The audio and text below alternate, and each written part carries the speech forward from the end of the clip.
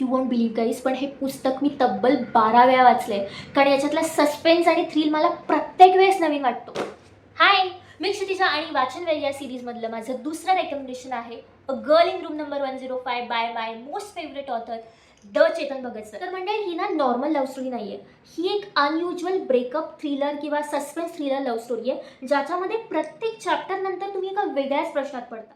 तर बेसिकली याच्यामध्ये आहेत 3 कॅरेक्टर्स. पहिला आहे केशव, जो आहे सिम्पल ब्रिलियंट IITN. दुसरा कॅरेक्टर आहे जारा, ती आहे त्या केशवची एक्स गर्लफ्रेंड. आणि तिसरा कॅरेक्टर आहे सौरभ, जो असा फन लविंग मुलगा असतो, जो यांचा मित्र असतो.